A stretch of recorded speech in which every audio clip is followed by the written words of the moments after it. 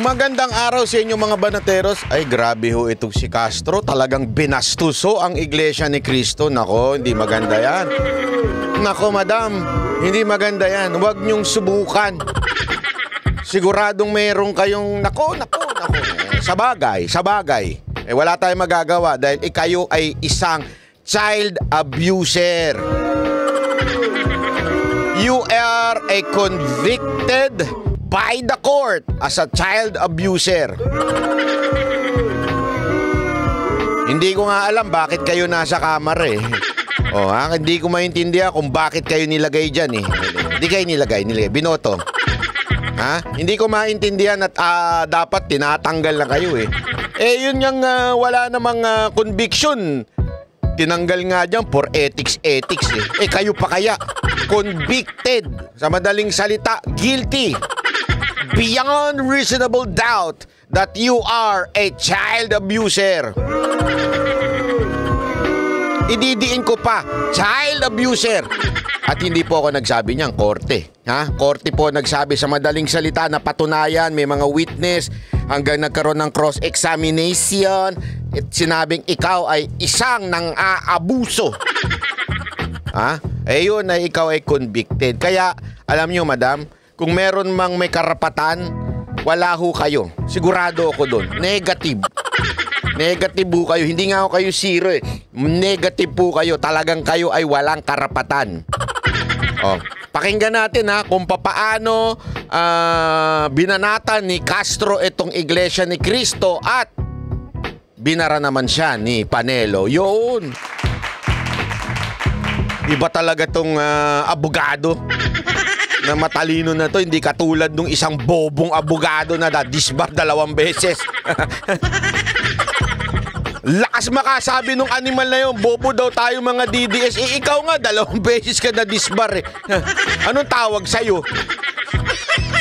Mas bobo ka pa sa tanga. Di ba? Panoorin natin ito. Panoorin natin itong banat ni Castro. Tingin.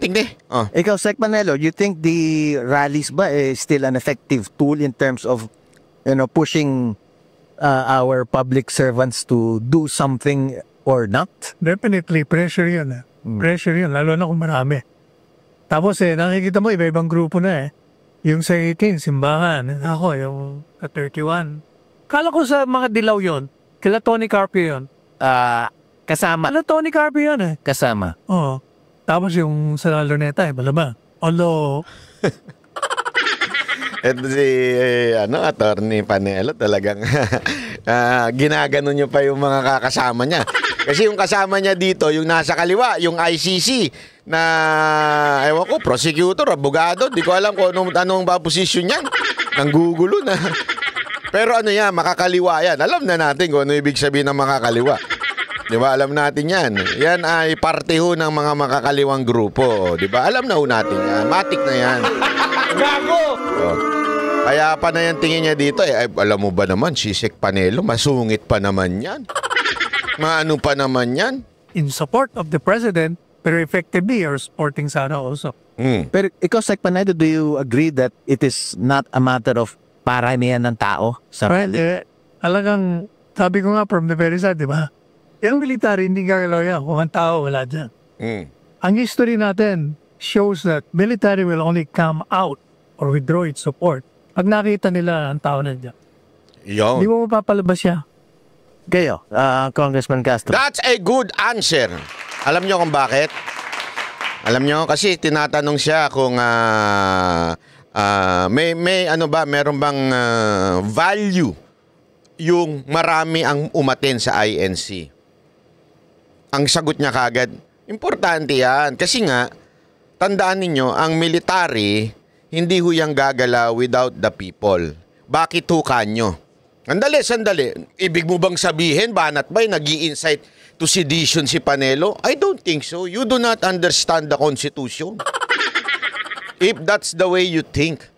Kasi kung babasahin ninyo sa ating konstitusyon, Google natin, AFP.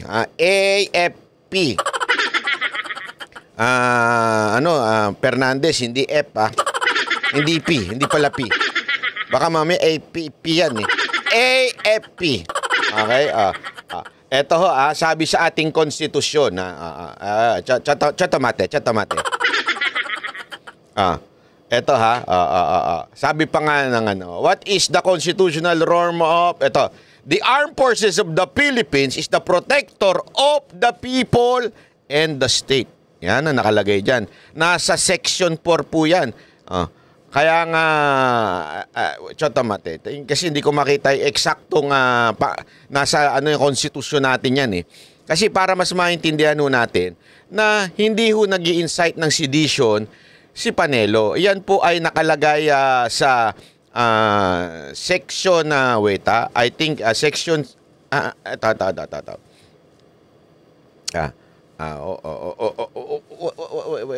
wait. Ito lang. Nasa, yan. Sa 1987 Constitution, Article 2, Section 3. Civilian authority is at all times supreme over the military. Ibig sabihin, tayo ay mas mataas. Tayong mga Pilipino, tayong sibilyan, mas mataas tayo over the military. Supreme over the military. The armed forces of the Philippines is the protector of the people and the state. It doesn't say protector of the government officials or the politicians. Sabi dito, it is the protector of the people and the state. Its goal to secure the sovereignty of the state and integrity of the nation. National territory. Ayan po, ibig sabihin, ang kanilang trabaho, protektahan ng tao at yung state. Ang goal nito, yung sovereignty ng ating territory. Yan po ang trabaho ng AFP. Sa madaling salita ho, mga kababayan, in a simple and layman's term, ang mga sundalo, ang Army, AFP, Armed Forces of the Philippines, na andyan sila to protect the rights of every ordinary citizen, especially yung talagang Kaya nga, pag nagsalita na ang taong bayan, that's the time na sumusunod. Sa madaling salita, yung will of the people, yan po ay command sa AFP. Kaya nga sabi ni Panelo dito, napaka-importante na hindi gumagalaw ang AFP without the will of the people. Kung ano ang talagang saloobin ng majority ng mga tao. Napaka-importante, tao. Kaya hindi mo pwedeng ibaliwala ang nangyaring rally. Kasi yan po ang damdamin ng tao. And, sabi nga sa Section 3, civilian authority is at all times supreme over the military. Maganda ho nga maintindihan natin yan. Kaya hindi ho inciting to sedition ito. Sinasabi lang kung ang boses na ng taong bayan ay ganito, dapat pong sumunod ang ating mga kasundaluhan. Do you think that... noong rally sa 31, malaki ito dahil combination ito nung lahat ng mga impeachment complaints, yung tatlo na impeachment complaints, kasama na dyan yung lahat pa ng supporter ng impeachment. So, tinatanong kasi yung rally na naganap sa kanila. Ang sagot niya, hindi, meron pa tayong mas malaking rally. Ano? Bakit? Aminado ka ba na nilangaw talaga yung rally nyo?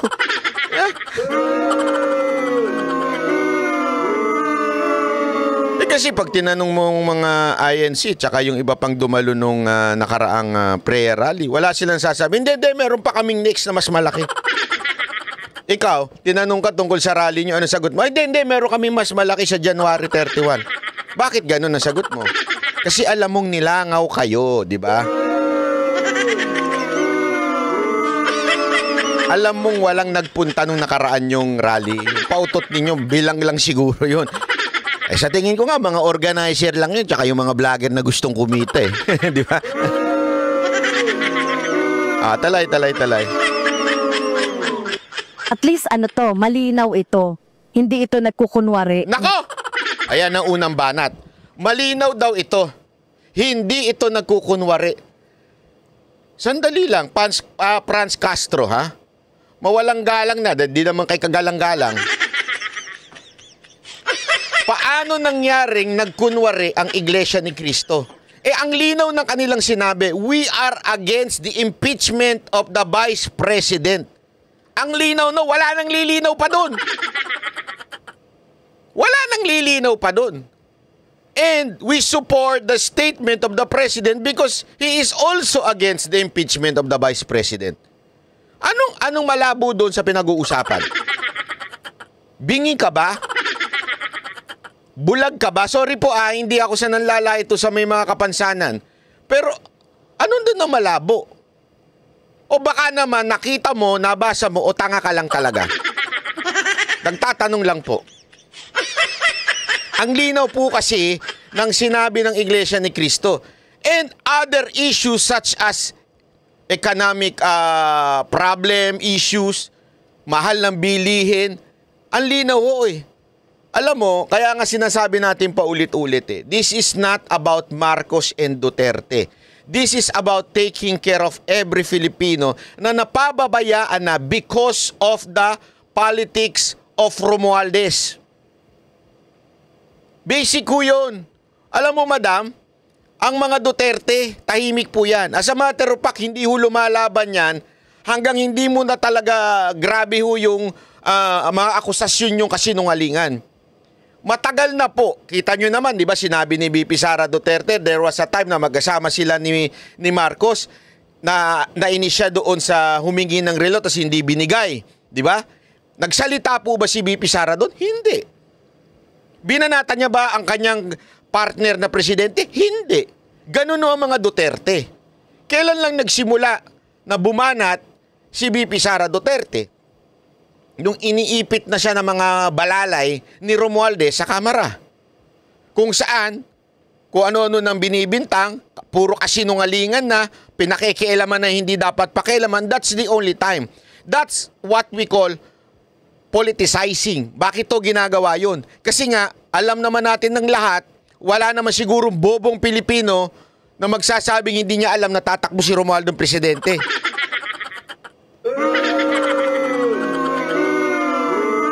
Pero ako gusto kong tumakbo yung mama na yun eh. Kasi pag tumakbo yung mama na yun, ako 100% sigurado akong tatakbo si VP Sara Duterte. Sigurado ako. Yun ang talagang trigger point na tatakbo si VP. Alam mo si VP Sara Duterte, hindi ho yan napatunayan natin noong 2022, hindi po siya sakim sa kapangyarihan. If she is greedy sa power, kanya na ho ang presidency noong 2022. Bakit? Mantakin mo yung tatay niya, ang taas. Mantakin mo, people were expecting na siya na ang tatakbo na presidente susunod. And they want continuation from PRRD to Vice President Sara Duterte. Gusto nila yon. As a matter of fact, sa survey yan, ang taas niya compare sa mga susunod. Malayo pa nga si BBM noon, I think 3rd or 4th. Talagang napakataas ni VP Sara Duterte. And yet, nagbigay daan siya kay Marcos. Sabi niya, hindi, okay lang. Hindi ko naman yan. It's not my dream. It's not us na yung gusto namin sunod-sunod. Ayaw nila niyan. Diba? Paano ko pa masasabi sa inyo? Ano pa masasabi ko sa inyo kung bakit gano'n ang mga Duterte? Isipin mo, nung naalala nyo, nag-aaway yung between Cayetano at saka yung si Velasco. Naalala nyo nun? Sabi nung ibang mga congressman, sir, para wala nang, ito suggestion nila kay PRRD, sir, para wala nang gulo between Velasco and Cayetano, better kung ang speaker yung anak mo na lang si Pulong Duterte.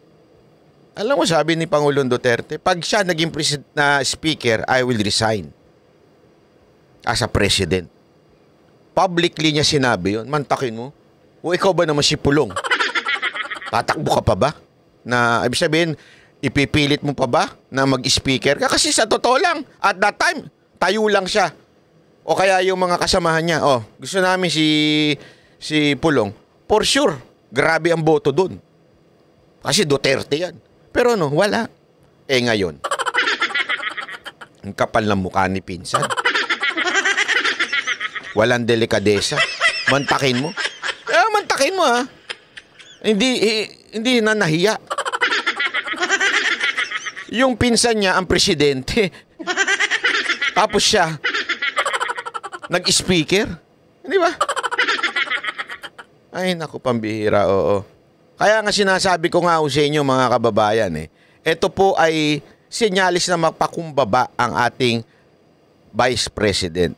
So what do you mean, Banat Bay, kung makumbaba siya? Simple lang, ayaw niya ng gulo.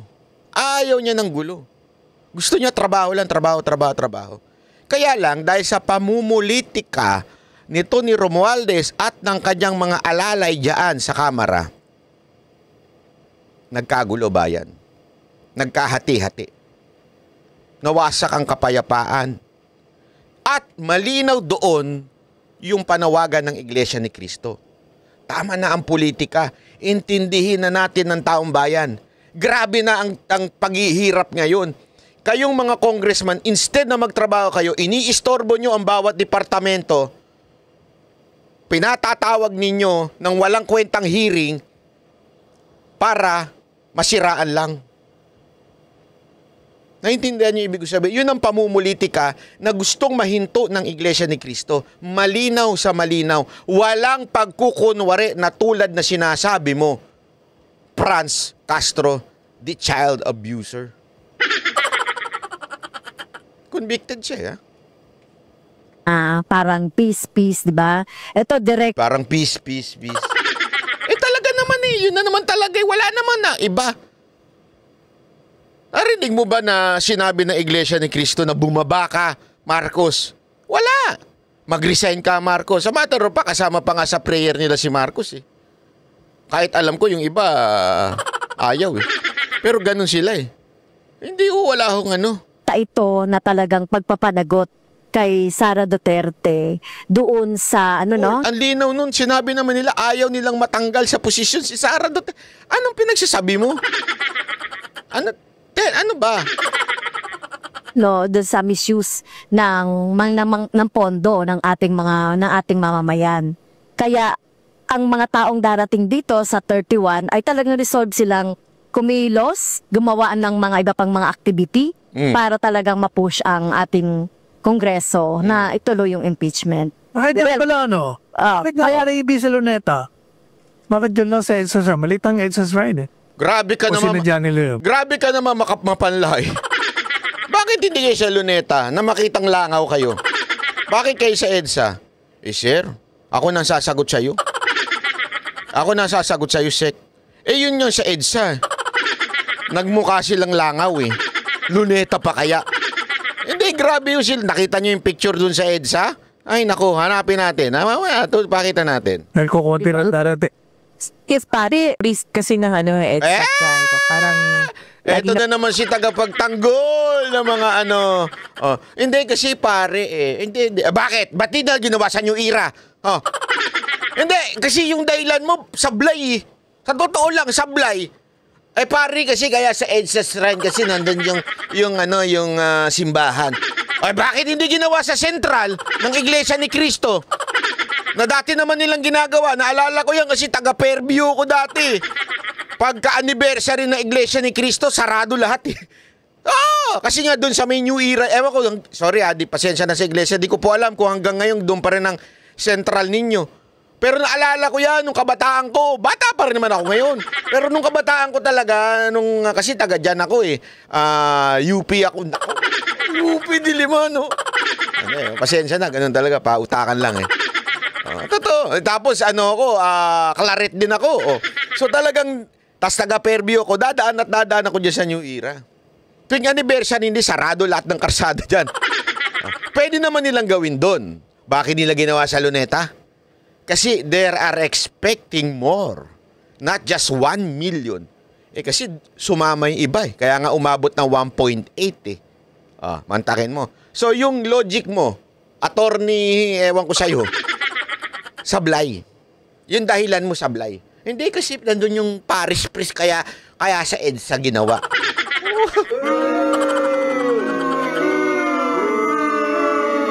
Alam mo, madam, buti hindi ako naging abogado.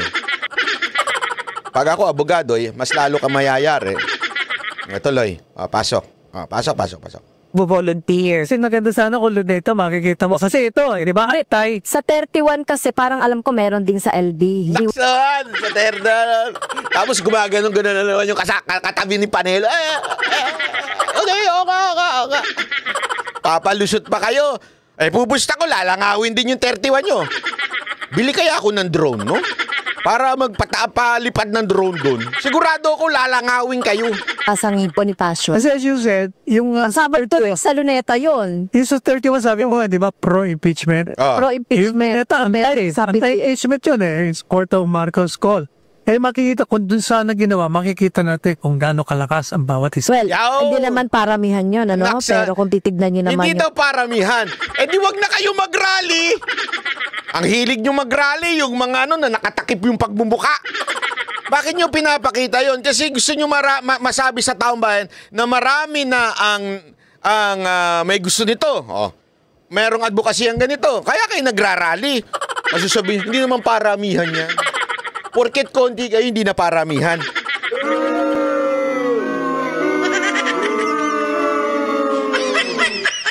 Franz Castro, kaya ka na lang natatalo sa kaso nyo. Sa bagay, di naman ikaw yung abogado. Pero gayon pa man, kita mo sablay yung mga dahilan mo. dumalo doon sa dumalo doon sa 13 for peace kasi for peace. Hindi naman sinasabing ibang mga issues. Matanong ko lang sa inyo, ma'am. For peace. Para sinasabi ni Franz Castro, yung sa amin anti-BP Sara talaga. Dito kay sa iglesia for peace daw. Oo, pero malinaw doon, it is a support na hindi matanggal si Vice President Sara Duterte. Alinaw ho noon. Kaya nga sinabi nila anti-impeachment. Ano bang mas lilinaw doon?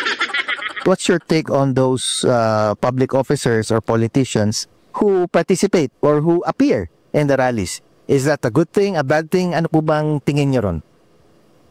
Ito yung nagpatunay na hindi talaga sinasabi kasi ng leadership nung January 13 na ito ay not political, pero nagpapatunay ito ng kasinungalingan na politically motivated ito kasi nagsalita pa nga doon, di ba, si Congressman Marcoleta at talagang i-debunk ko natin itong argumento niya. Number one, ako mismo nagpunta ako doon. Kinuwento ko sa inyo. Tumakaso ako doon. Although, taga-SMNI ako, so dapat doon kami sa media area. Kasi kaibigan ko yung mga iba doon eh. Doon si Yorme. Actually, ang talagang pinuntahan ko doon si Yorme. Hindi ko alam kung yung mga senador pala nandun din. So pumunta ako. Alam niyo ba ang setup? Yung mga politician hindi nakikita. Nandun sila sa stage, nasa likod ng stage, merong malaking harang, hinarangan talaga para hindi ma-politicize. As a matter of fact, nandun pa yung isa sa mga tumatakbong senador under Marcos, si Tolentino. Nandun din, alam ko pumunta rin si Hani Lacuna doon. Magkakaibang partido, magkakalaban sa politika, nagpunta din doon. Kasi nga, the battle cry is tama na politika. Tama na ang politika, asikasuhin na natin ang dapat asikasuhin. That's the battle cry of the INC. Di ba? So, hindi yung politika yun. Bakit daw pinagsalita si Marcoleta? Pinagsalita po kasi siya, unang-una, taga-iglesia ni Cristo siya. Pangalawa po, aside from taga-iglesia ni Cristo siya mismo na witness niya na yung politikang ginagawa sa Kamara na nilalabanan ng INC through this rally, ipinaliwanag niya sa mga kapatiran nila, ito ang nangyayari sa Kamara. As a matter of fact, ang linaw doon, we are not against the impeachment per se. What we are against is yung process na ginawa. Yung pag-abuse ng mga process. Yun yung sinasabi ng Iglesia ni Cristo na pinaliwanag din naman po sa perspektibo ng isang taong nasa loob mismo ng Congress. Kasi yun ang nilalabanan ng INC at that time. The politicizing of everything, tapos yung walang pagdaan sa due process, yan ang nilalabanan. Yan po ang sinasabing tama na yan. ang asikasuhin natin pangangailangan ng bawat Pilipino. Economics. Economy, sorry, not economics. Economy. Yung economy natin pabagsak ng pabagsak na dumadaus-dus na. Paano natin nasabi? Pambira naman. Presyo na lang ng bilihin. Kamatis, 30 pesos. Di ba? Minsan umaabot pa ng 40. Oh. Di ba? Yung pa lang, alam na ho natin na yun talagang pinaglalaban at walang politika doon. Wala naman pong tinaas ang kamay, wala naman pong pinagsalitang iba. Alam niyo ho ba na hindi ho nag-imbita ang Iglesia ni Cristo? Napakinggan ko yan eh. Sila ho ay pumupunta lang ng kusa mga politiko. Pumupunta lang sila in support. Ibig sabihin, they were there not as a guest, but as a participants. Siguro naman, kalayaan ng bawat Pilipino, according to our Bill of Rights, na kalayaan ng bawat Pilipino, including politician, na ilabas nila ang kanilang expression. Freedom of speech. Hindi nga ako sila nagsalita eh. Pero man lang yung kanilang presensya ay pagpapakita ng kanilang expression na ayaw na nila ng politika at ang gusto lang nila ay maayos ang ating bayan. Yun po yun. As a matter of fact, siguro may mga DDS din nagpunta doon. Malamang sa malamang, di ba? Pagka binabanggit yung pangalan ng presidente, naaasiwa. Di ba? Yung iba, aminin na natin, yung iba mga nagpunta doon. Oh. Pero gayon pa man, paulit-ulit, pinapanalangin pa ang presidente ng Pilipinas. It is not against Marcos. It's not politics. It's really the problem. Nilambas niya yung Quadcom, yung ginagawa namin sa Quadcom. Kaya kasi palpak talaga eh. At nandoon din yung mga candidates ng Duterte, 'di ba? Na nandoon pa sa harap. Kaya talagang political ito. Kaya, Atty. Conti, if you were... Are you there? Nasa harap sila pero nakatakip. Nakita ko yun eh. Kasi alam mo kung bakit? Lumapit ako sa kanila eh. Bakit ako lumapit? Kasi wala namang camera, di makikita ng tao eh. May picture pa nga ako eh. Dandun mismo sila nakaupo sa parang, anong tawag doon? Yung hagdan doon. Yeah? O, di ba? O. To run for politics, or if you are a current politician or public officer, would you go and participate in one of those rallies, whether 13 or 31? Sa 31, nandun ako. Ako po, actually, nominee ako ng Bayan Muna. Ayun!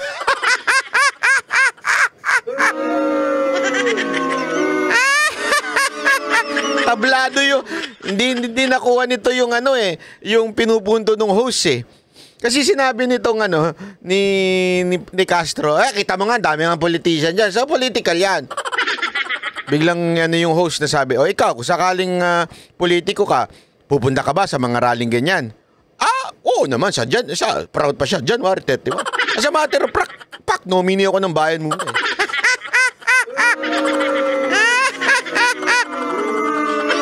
So, ibig sabihin, talagang kayo ay namumulitika. Yan ang sinasabi ninyo. Di ba? Proud na proud pa kayo. Number 5. Kasama ko po dyan si Attorney Nery Colmenares, si Attorney Ferdy. Yan. Nag-promote pa. Kaya Bayan Muna, laglag natin yan yung Bayan Muna na yan. Mga kababayan, let us not just campaign for people that we want. Kung sa Senate, o kaya mga party list, o kaya mga congressman natin. Pwede naman tayo mag-campaign against these people. Tingnan mo, boboto mo ba yung ganyan? Hindi na boto yung mga ganyan, Ni Caloy Zarate, and then ni Ferdy Gaite. Number 1, 2, 3, bangko ako. Pero, these rallies are political at walang pumipigil para suportahan yung tao. Ngayon, medyo na-concern lang ako, na kanina binabagit kasi yung in terms of numbers. Yes, the military will come out if there's numbers, but are we looking at a people power 2, 3, 4? Ganyan ba? Huh? Ako hindi pa nga sa ganun eh. Pagpapakita pa lang ng suporta. Kaya kung babalik sa impeachment, what we need are 103 congressmen. What we need to proceed with whatever complaint, yung ebidensya, etc. So we need to focus on these particular things. But if you want a revolution, well, we can give it to you. Kung ang tingin ba ng taong bayan, kaguluhan ang sagot ngayon, kailangan mag-ayos-ayos tayo. Pero Hindi ho kaguluhan. Explain ko sa'yo attorney to, alam ko attorney. Kung mali ako, sabihin mo na lang. Explain ko sa'yo, hindi kaguluhan. Kasi sometimes, alam mo, ganito yan Parang isang taong may sakit. Halimbawa, isang tao may sakit na kailangan niyang magpagamot. Cancer patient, di ba? Kailangan niya magpagamot, magkikimo siya, tsaka kung ano, mga radiation, di ba? Medyo may pain yun. I know that because my mother went through it, di ba? May pain yun. Does it mean the doctor wants to harm my mom? Bakit niya pinakimo? No. Sometimes it is necessary to be hurt so that you will be healed.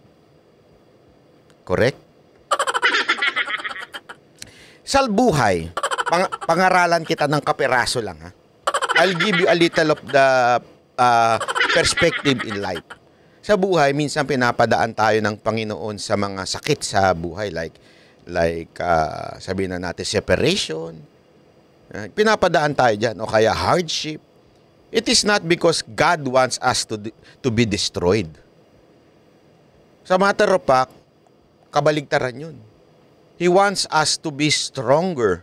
Kaya niya tayo hinahayaan dumaan sa ganyang pagsusubok, mga ganyang pagsubok. Ibig sabihin, it is not God's intention na bumagsak tayo pag minsan nasasaktan tayo o di kaya meron tayong pinagdadaan ng matindi, lungkot, depression. Minsan hindi. Sometimes it's God's way of waking us up.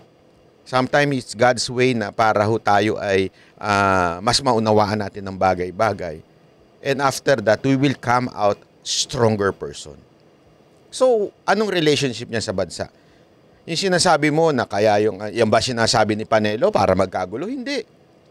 Sometimes, I'm not saying this is the time, but sometimes, we need a little of, alam mo yun, shakening. Whatever, basta in legal way, okay? In legal way, to shaken our country, a little chaos para maayos yung bansa. Sometimes we need that. Tama, mali. As a matter of fact, meron pa nga kayong ginagamit na example dyan, yung EDSA nyo. Yung unang EDSA. Di ba? Magulo. Nagkaroon ng pagbabaliktad. Na-shake ng konstitusyon. Lahat na supposedly, dapat aayusin ng bansa. Hindi na ayos. Lalong gumulo. Pero ayun ang ibig ko sabihin, mga kababayan. Hindi naman sinasabi ni Panelo na banggulo yung mga army. Hindi! Wala siya sinasabing ganun. Hindi, ang sinasabi lang, magising yung iba nating mga uniform personnel at maunawaan. Tingnan nyo, nasusunod pa ba ang konstitusyon na inyong dapat pinoprotektahan? It's for you to evaluate. Sometimes the pain, the hardship na pinagdadaanan natin bilang isang bayan, dahilan po yan para tayo ay mabago at maayos. Di ba? Alam mo ho ba? Ito, para lang sa kaalaman mo. Ewan ko kung alam mo to. Hindi mo ba alam sa ibang bansa mas nag-e-excel ang mga Pilipino na OFW, mga Filipino worker more than other countries? Kasi tayo sanay. Sanay sa hirap. Sanay sa lahat ng bagay. Lahat ng trabaho, alam natin. Kasi nga tayo all around tayo Di ba? Sa bahay natin. Pag galing tayo sa mahirap, nagiging electrician, tubero, lahat ginagawa natin. Diba? Ang tindi nung paghihirap na yun. Magtataka ka, bakit ka naghihirap ng gano'n? Nung naging OFW ka ngayon. Pagpunta mo ng ibang bansa, mas magagaling ka sa ibang lahi. Bakit? Lahat alam mo Pag inuto sa'yo, bahala. Relax, namatay lang ang tubig. Akong bahala, barado lang. Sus! Kahit hindi yun hindi yun ang description mo, teacher ang pinasok mo. Kaya lang nagka-problema sa school. Di ba? Halimbawa, nagka-problema sa school. Bumara yung CR. Relax lang. Cool lang ang kailangan niyan. Ayos na yan. Yun ang tinatawag natin na dumaan sa paghihirap yung tao nagkaroon ng keyo sa buhay niya, pero mas nag-excel siya. So, ganun din yung sinasabi, we are not asking for gulo. Walang ganun. Ang sinasabi natin dito, gusto natin maayos ang bayan natin. Ngayon, yung ginawang step ng INC para magising ang bawat Pilipino at bawat sekta ng ating bayan. Kasi alam mo, marami nagising. Hindi lamang po ang mga uniform personnel. Even the business side o yung mga businessman natin nagising doon sa ginawa ng INC. O, di ba? Yun ang sinasabi natin, madam. Ang importante, siguro, para sa 2025 elections, dapat hindi na kayo maboto. Yun ang importante doon. Dapat hindi na kayo maboto. Yun talaga importante doon. Di ba? Gago! Talaga yung itsura, mabago talaga yung karakter, hindi yung same na lang. Sec Manelo, before we go to question and answer, no, I just want to get your final insights with respect to all of these rallies nung nakaraan at meron pang darating itong 2 days within the month, 2. What's the significance? What's the impact? How can it help or not help the impeachment efforts? Napansin ko lang. Nga pindot ni Sir. Sige, wag mo tapikin ng Ang ulo, napansin masakit ko, siya. yung mga grupo, parang more on anti-Congress eh. Oo. Tingnan mo yung, Congress. kasi tingnan mo yung statement ni Tony Carpio, more on kung Congress ang binibili niya eh. Ito namang sa Luneta, parang antay din. Kasi nga, huwag na kayo mag-impeach. Diba? Parang antay yun. Kaya ko itong grupo ng mga pare, most likely, antay rin yan eh. Anti-government, pero parang nakakonsentrate sa Kongreso. Bakit kaya? Okay. Di ba? Yan ang napansin ko. Parang more on, parang hindi BBM eh. Parang more on Congress. Kasi talaga, sila naman yung nanggugulo sa bayan natin eh. Yung Congress eh. Di ba? Ay nako. Sinisisi na nagsimula ang gulo dyan sa Kongreso eh. Kung tutusin, kasi yung bola nasa kanila. Oo. Talagang yung mga tao, especially yung sinasabi nating mga supporters, tsaka yung mga complainants sa impeachment, syempre ay ipupush talaga nila yung Congress. So not necessarily naman na antay. Pushing the Congress talaga na gawin na yung kanilang mandato. So yun yung ating yung ating sinusulong na kung hindi pa ngayon kailan. No, but referring to I'm referring dun sa mga contentong messages. Parang effectively sila magnanakaw kayo. Basahin mong mabuti, yun ang punto talaga eh. You've been plundering this country for so long, ganun eh. Antitindi. Sa totoo lang, nagugulat ako sa mga narrative ni Carpio, pati si Drilon, bumanat na rin. Si Frank. Binasa ko nga sa programa ko kahapon yung 2 open letters. With that, I think let's open our forum to our media. Go ahead po. Diba? Tama si Sec Panelo eh. Lahat ngayon, ang puna talaga yung Congress. Yun talaga ang umabuso sa kapangyarihan, naging walang niya. Sila talaga eh. Ako, may I suggest to the President, kung gusto mo talaga maayos bayan natin, ayusin mo itong pinsan mo. Wala talaga eh. Unless ayaw ninyo maayos. Unless kayo talaga ang pinuno ng kaguluhan. Pero kasi marami akong kakilala. Marami akong ito mga legit to mga legit na kakilala. Mga legit na encounter with BBM, including me. Si BBM parang yan eh, chillax lang na tao yan. Si BBM yung tipong hindi yan alam mo yun, hindi siya hands-on. Kaya tuloy, yung mga nakapaligid, inaabuso siya. Kaya lang, it's about time, Mr. President, na makialam kayo. It's about time na gumalaw kayo at pagsabihan nyo na itong pinsan ninyo. Kung hindi talaga kaya, tanggalin nyo na lang Kasi siya ang nagiging cause ng gulo sa bayan natin. Same procedure tayo. Introduce yourself. the company or the media company that you work for, and then kung sino yung gusto niyong tanungin. Go ahead, please. Hello, magandang umaga po. Salamat po, Rockling, sa pag-imbita sa mga media ngayon. Ako po si Ed K. Usman, isang Moro, taga Mindanao po, pero naka-based ng Manila. 40 years in the media industry, starting with Evening Post, the Manila Bulletin. Pero I have my own news site now, Sitecan Digital News. Ang tanong ko po, sir, kanina po, sinabi ni Atty. Conte, that was a very brave thing to say. Nandiyan pa po si Congresswoman Castro, yung tungkol sa mga ayuda, AKAP, na bakit nagkaroon ng ang mga congressmen, congresswoman ng budget sa sarili. Trabaho nila, gumawa ng batas. Kung ang nakarinig niyan, taga Korea, Taiwan o Japan, baka magharakiri. Ma'am, ano po yung comment nyo na tinatawag na magnanakaw ang Kongreso po? Salamat po. Well, siguro with due respect po kay Attorney Panelo, no, yung tungkol doon sa issue ng, or sa term ng magnanakaw ang Kongreso. Sagutin mo muna yung tanong. Didepensa mo na naman yung amo mo eh. Eto, halata dumidepensa sa amo. Magnanakaw ang Kongreso. So, hindi po ako privy din sa kanya sinasabi. Hindi kayo payag doon, hindi kayo favor doon na talaga magnanakaw ang Congress? Kabagay. Sino ba ang aamin? Kung ikaw ba naman masaya, maligaya.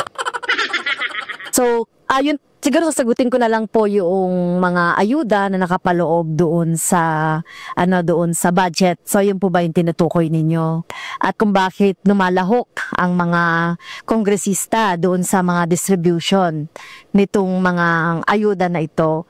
Well, in the general sense ng ayuda or subsidy sa ating mga mamamayan, di naman po masama yung ayuda. Kaya ang problema lang natin dito ay dapat defined itong mga ayuda na ito na talagang magiging effective ito sa pagtulong sa ating mga mamamayan. Halimbawa, katulad po kami, kumihingi din po kami ng ayuda para doon sa mga mingi ng mga magsasaka na naapektuhan ng oil spill sa Mindoro dati. Inamin niya, humihingi rin sila ng ayuda. Sabi ko sa'yo shut up ka na lang Lalabas at lalabas na yung talagang mga, eto, bakit ito kanyo, ha?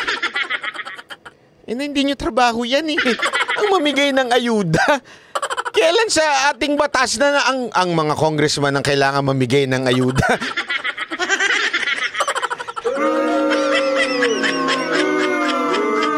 Sabi ko sa'yo, tumahimik ka lang, nalalo ka napapahamak.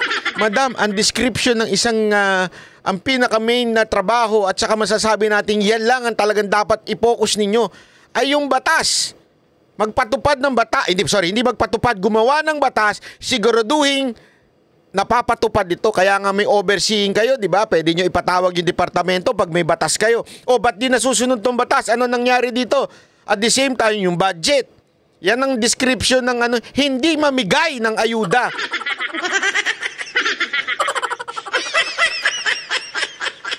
Yan ay nakagawian na lang na lumalapit sa congressman para humingi ng pera.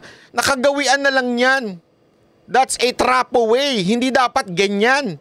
Ang gumagawa niyan dapat departamento na executive branch, DSWD. Ang dami pang ibang departamento na dapat sila ang gumagawa, hindi kayo. So dyan pa lang, nilaglag mo na yung sarili mo. So inihingi natin yan dahil nakita naman natin na nawalan talaga ng kabuhayan. So may iba't iba kasing klaseng ayuda no? Kaya dumami na nga.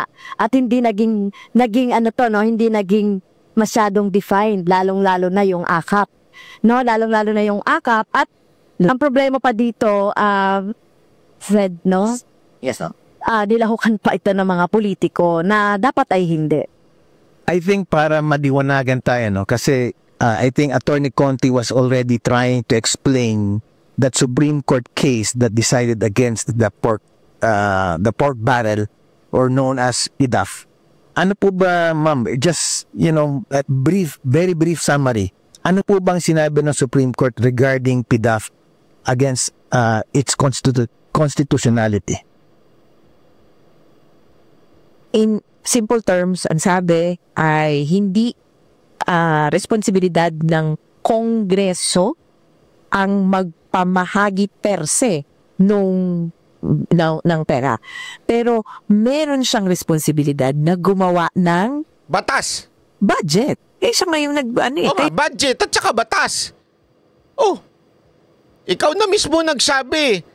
Yan ang sinabi ng Supreme Court. Although, that's, ewan ko, wala akong tiwala sa iyo. Pero, yan ang sinabi, may role ang Kongreso sa paggawa ng budget, pero din sa pagpapamigay bilang individual na mga miyembro, kailangan may maayos na restrictions. I agree yung sinasabi ni Kong Franz. Hindi ko sinasabing hindi dapat na magkaroon ng role ang mga Kongreso sa budget. Ang hirap ipaliwanag. Sinabi mo na eh. Hindi dapat sila namimigay. Hindi, kinakampihan ko pa rin si kasi nakasamahan mo. Buking! Gago! Buking! Alam mo, papalitan ko na yung pangalan ng channel ko, Buking Bay na.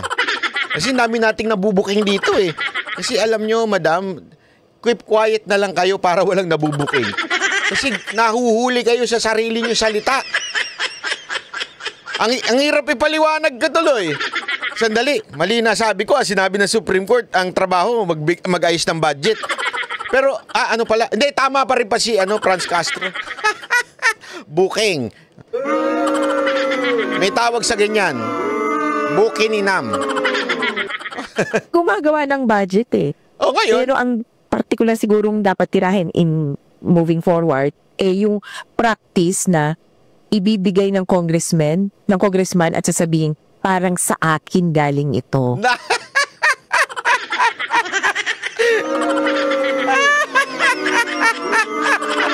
So sumasang-ayon ka sa congressman na kasama ng DSWD na namimigay ng ayuda? Madam! Gago! Ang hirap magpalusot dahil yung kasama nyo nadulas na namimigay sila ng ayuda. Gago! Kasi daldal ninyo Yan ang problema sa inyo Dapat huwag na kayo magpa-interview. Hindi, galing sa kabanyan ng bayan, galing yan sa'yo at sa tax mo. Ganon ang importanteng pagpapaliwanag. Kaya, ang mas kadikit pa nito, yung anti-EPAL law or anti-EPAL provisions. Ayan. Hindi pwedeng itong tulay ay pinagawa ni congressman, mayor, yan. Hindi. Bakit sumasama pa sila para mamigay? Naman niloloko mo naman kami. Ano yun? Sumama lang sila kasi gusto nila makita na namimigay yung DSWD. Tapos puro pangalan nila. Sinasabi mo na, yung logic mo sablay. Sorry madam. I'm really sorry but I have to correct you. Sinasabi mo yung anti-EPAL law na yung picture nila nandun. Paggawa ito ni ganito. Hindi po ba pareho din yun? Doon sa hindi mo nga nilagay yung picture mo, nandun ka naman. Mas malala yun. Wala nga sa picture, pero live na andun ka. Di ba? Madam, am I right or am I correct?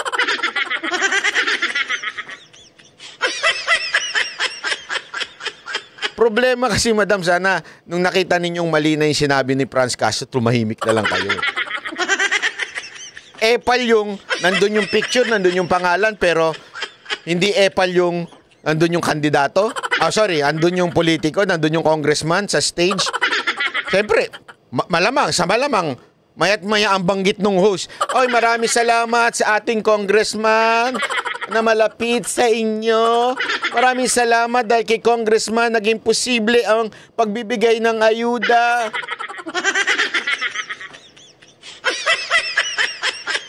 Ako may suggestion ako dito sa grupo nila. Huwag nyo nang pagsasalitain si Franz Castro, mapapahamak talaga kayo. Era ng congressman mismo hindi pera ng politiko mismo ang ginagastos sa ating mga government infrastructure projects. Pera ng taong bayan. Kaya hindi dapat yung congressman ang pasalamatan o kaya mismong sasabihin na siya ang may gawa. Walang credit grabbing dahil trabaho niya naman talaga ang gumawa ng infrastructure project at bigyan niya ng pondo. Pero para pang-akunin na sarili mo, hirap na yan ang hindi paliwanag. pwede.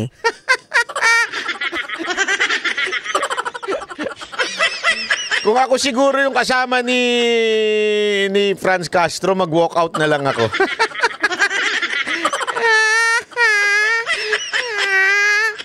Bakit Tony Cote hanggang ngayon may nakikita pa ako sa kapaligiran na ito ay brought to you by or Picture pa no? picture lahat Iba-ibang hat. ambulansya, fire truck, building, eskwelahan, tulay. Bakit hanggang ngayon nadoon pa kaya yan? Ako tingin ko nasanay tayo, tapos tinolerate na natin. Yun na nga, Sinimulan nasanay tayo na namimigay pati yung mga congressman. Ang hirap ipalusot niyan, mga kababayan. yan, di parang, kakaiba yan. Noong unang panahon, hindi naman Nung bata ako, wala akong nakikitang ganyan na masyadong Pagdating lang ng eleksyon, biglang may picture na. Pero ngayon, mapa-eleksyon o hindi, happy undas. Happy ganyan. Yes. Tapos yung tipong hindi mo na makikita yung kalsada. Kaya,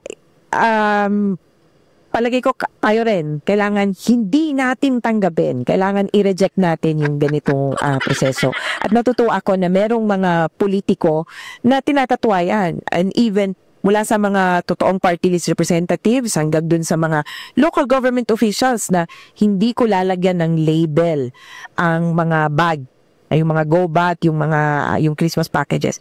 Walang label, walang pangalan, nakalagay lang ay local government unit. Two things. I'd like to correct this impression ni Congresswoman Castro. Hindi ako nagsasabing magnanakaw ang Congress. So, ang sinasabi ko, yung content ng lahat ng mga open letters coming from Tony Carpio, pati si Drilon, kasama na yung open letter ng mga retired generals, officers, hindi lang liha in fact, maraming open letters na lumalabas, sinasabi nila kung sino sila. Ang sinasabi ko, yun ang impression nakakoko sa kanila. Pangalawa, yung sa budget naman, ever since kontrang-kontra talaga ako na mga members ng Congress, umapasok diyan sa mga services, yung pagdidistribute. Dapat talaga wala yan Dapat executive lang talaga yan Dapat focus lang sila sa legislation. Pero tinolerate natin ang tinulerate hanggang naging dambuhana na. Kasi yan ang source of corruption. Kung wala silang access dyan, wala silang makukuha. Correct. Okay. Next question, please. Pagilo Bastis po, Teleradio Servicio. Kay Attorney Panelo po, ay hingi lang po ng reaction. Although Attorney Conti and Conference can also comment on this. But Sec Panelo, yung reacts lang po regarding dun sa disbarment complaint na inihain po kay former PRRD sa SC po kaninang umaga. Can we get a reaction? Anong basis na ng disbarment? Wala pa po sinasabi so far, pero ang gusto po nila ay ang nag-file po ay yung mga victims daw po ng EJK and human rights advocate. And yun nga po, gusto nilang ipa-disbar or tanggalan po ng lisensya bilang abogado si PRRD. Hayaan na natin yung kung saan sila nag-file at sila mag-resolve yung mga complaints nila. Pero on your camp po ba, confident po ba na madidismiss yung case regarding this box? Hindi ko alam po anong magiging desisyon. Ayan siya na mag-iipistigan sa disbarment. What? We'll leave it to them. Kausap niyo po ba si PRRD about that, sir? Hindi pa. Nung magkausap kami, kasi I was in Davao the night before. Wala pa yun So hindi namin napag-usapan. So hindi pa rin po siya? Ang napag-usapan namin, he is deeply concerned of what is happening in the country. Ayaw niya ng bloodshed. Sana raw, magbago na yung administrasyon. Magkaroon tayo ng pagkakaisa lahat. Ayaw niya ng mga impeachment, tuloy-tuloy na lang yung trabaho ng gobyerno. So hindi po siya na-inform regarding na may nag-file na nga po ng disbarment case against sa... Wala pa. By this time, tulog pa yan. Usually, nagigising alas 7 ng gabi. Natutulog lang alas 7 ng umaga. Sir, sa tingin niyo, nararapat na saan para na-disformate? Kaya inyo dapat ba sa paano disform? Kaya nga tinatanong ko anong basis eh. I have to know the basis. Okay. Hold up guys. Let's have ordered sa question and answer natin, no? Meron nakapili. Do you have some more? One more. Ay, comment, ma'am? Sige, Dodi, go ahead. Baka meron mag-respond pa to this lovely lady's question. Yung disbarment daw. Do you have any comments, ma'am? Ngayon na ba yung final? Ngayong umaga, yung disbarment? Well, hindi ako abogado, no? So, hindi ko alam yung mga basis ng IBP o sa Supreme Court ba yan, kung ano yung mga basis dun sa disbarment. Tingnan nyo, hindi daw siya abogado kaya hindi niya alam yung basis. Pero Personally, para sa akin, no, dapat lang ma-disbar. Doon. Pero hindi niya alam. Hindi niya alam ang basis ng disbarment kung ano kasi hindi nga daw siya sa abogado. Pero para sa kanya, dapat daw ma-disbar. Hindi mo pala alam bakit mo pa pinadidisbar. Ang bira ka. Ang sakit mo sa bangs. Ang bira to si Franz Castro. Sa nangyaring, yung involvement ni President Duterte, no, doon sa EJK, nung panahon niya. Yung mga ginagawa niyang mga pagmumura, na hindi dapat yata ginagawa yon ng mga abogado, 'di ba? Yung mga ginagawa niyang misogynist na mga statement na hindi dapat ginagawa yon ng isang abogado. So kung yun yung basihan, so para sa akin dapat siya ma-disbar. Siguro just clarify ko lang, no? Pala alam. Kasi Sec Panela, I used to be part of the Commission on Bar Discipline sa IBP. Meron kasing 4 general duties ang abogado. Duty to the profession, duty to your client, duty to the court, and duty to society. So, hindi natin alam kung ano yung ginamit na ground. So, very difficult to speculate at this time. Okay? Go ahead. Good morning. Ano kaya hinihintay ni House Speaker Romualdez Na? para umpisahan ang impeachment process? Ano ba yan? Bumabalaan sa... Pakisagot, Franz Castro. Sigurado ako, lagi mong kausap si Romualdez eh. Go! Hindi ba bumabalanse siya? Okay, ano kailangan niya para mahimasmasan siya na dapat simulan na yung impeachment process? Saka doon pangalawa, related. Diba tapos sumunod sila sa batas? Or talagang kung merong ganyang initiatives for impeachment sa lower house, diba sumunod sila sa batas at isulong nila at walang silang magpa-pressure sa Iglesia ni Cristo o sa anong simbahan o na denomination. Ano kaya kailangan ni Speaker Romualdez para may masmasan siya sa bisita po natin? Tama po, naniniwala po ako dun sa inyo, no, na dapat talaga gampanan na ng Kongreso yung kanilang katungkulan. Dito na kapag may sinabmit na impeachment ay dapat na aksyonan. Pero siguro po, kagaya na sinabi ko kanina, baka nagbabala-balanse pa ang leadership ng Kongreso, no? Kasi pagkatapos ako personally, alam ko may makukuha talaga yung 103 na yan kapag nagkaroon ng party decisions talaga na talagang ituloy itong impeachment. Kaya lang, ang nagiging problema siguro, tinatansya rin nila yung composition ng Senate sa ngayon. No? Kaya siguro, yun ang tinitignan po nila siguro. Ayos. Tagapagsalita na ni Romualdez.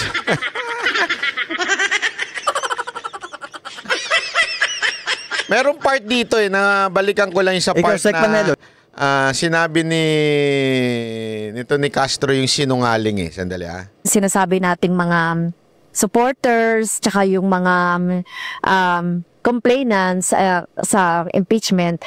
These rallies are para sa Sandali ibang mga issues. Matanong ko lang sa inyo, ma'am, but what's your take on those public officers or politicians who participate or who appear in the rallies? Is that a good thing, a bad thing? Ano po bang tingin niyo ron? Ito yung nagpatunay na hindi talaga, sinasabi kasi ng leadership nung January 13 na ito ay not political. Pero nagpapatunay ito ng kasinungalingan. So dyan, tinawag ni Castro na kasinungalingan. Sinungaling ang iglesia. Kasi parang sinasabi niya dito, na hindi politika, pero kita nyo naman nandun yung mga politiko. Oh.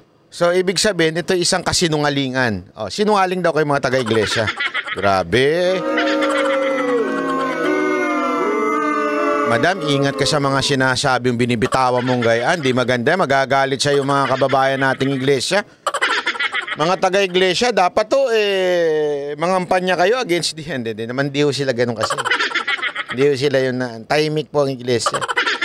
Kaya nga, binibigay lang nila yung sinusuportahan nila sa mga kapatiran nila the day before, para hindi ho sila nangangampanya laban sa iba. Pero gayon pa man, bantakin mo, una, tinawag kayo na mapagkunwari. Pangalawa, tinawag kayong sinungaling dahil pinayagan nyo naman daw yung mga politiko na nyo. Tapos sasabihin nyo, hindi political yan. Sinungaling daw yun. Naku po, mga taga-iglesia. Hindi maganda itong sinasabi ni Castro. Ikaw naman, Castro, hindi naman tama yan. Hindi naman sila na nagsisinungaling. Hindi nga nila pinagsalita yung mga kandidato doon. Si Marcoleta, hindi ho siya nagsalita doon bilang kandidato. Siya po'y bilang kapatiran at bilang witness noong pinaglalaban ng Iglesia ni Cristo na mali. Yung pamumulitika, di ba? Yung na hindi due process. Binanggit nung kanilang ministro yun eh. We are not against the impeachment. We are against yung process. Yung due process. Inulit po ni yan. At pinaliwanag ni Marcoleta na ito yung mga hindi nasusunod na proseso. Tama, mali. Kaya kung ako sa'yo, madam, magbalot-balot ka na. Hindi, magbalot-balot ka na. Mukhang di ka na makakaulit sa kamera. Next time siguro, set up na lang para hindi magkamali-mali mga sinasabi mo. Sa bagay, sabi nga nila, the abundance of the heart, the mouth speaks. So talagang, kung ano laman ng puso, sasabihin mo, madam, wala tayo magawa dyan. So hanggang dito na lang po muna tayo mga banateros. Sa susunod nating upload, panoorin po natin. Subscribe din po kayo kung may pagkakataon. Click nyo na yung notification bell para pag naglalabas ako ng video, kayo po ay nai-inform. Uy, maraming salamat po sa mga namimit natin, na mga kababayan natin. Kahapon, marami tayong mga namit. Nakita sa karsada, sa restaurant, sa mga security guard. Uy, maraming salamat sa inyong panonood. Nakalimutan ko na yung pangalan. Pinababati pa naman ikaw ni Mocha. Sorry naman. Mahina po talaga ako sa pangalan. Sa mukha, I have a photographic mind. But not sa pagdating sa pangalan, makakalimutin ako. Okay, maraming salamat po. God bless everyone. Yan ang Banateros, boses ng